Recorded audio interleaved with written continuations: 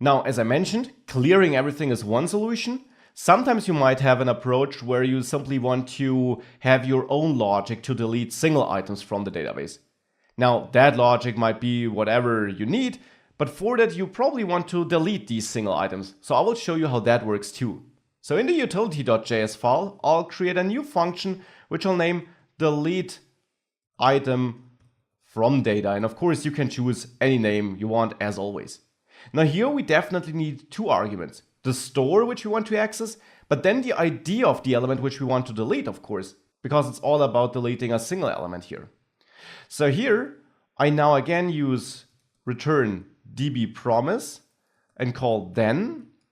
And in there we get, as always, access to the database. So far that's nothing new.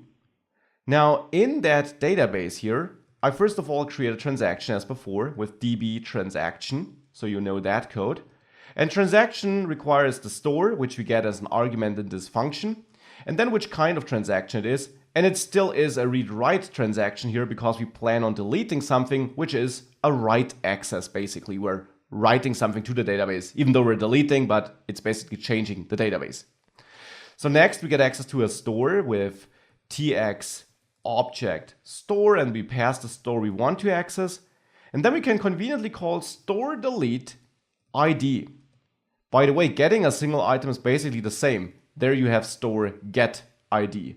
And you can directly return that, the get function, just like with get all, because a read request never needs to wait for the transaction to succeed, basically.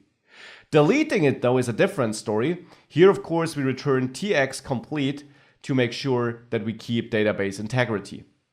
And then I feel free to chain another then block here, where I basically have a function where I console log item deleted.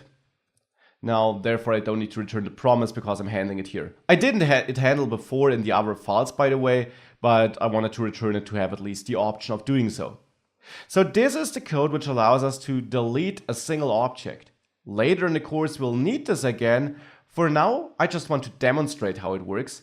So back in the serviceworker.js file, I will go into my code where I clear all the data. Now, clearing all the data is, of course, nice. I also want to do something else now. I basically want to delete the data immediately after it was written.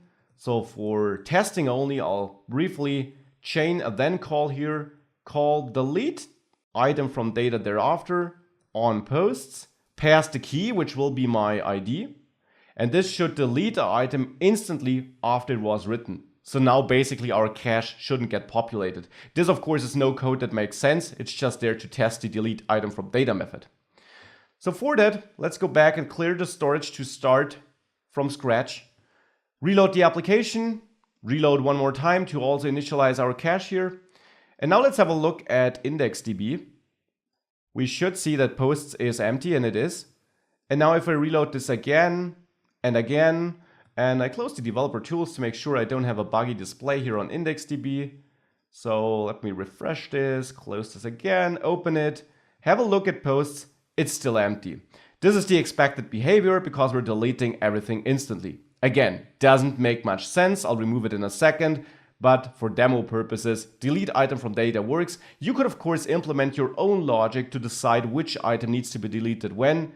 Later in the course, as mentioned, we'll also use this method in a place where it makes more sense. So for now, I'll remove this code here because it doesn't make any sense.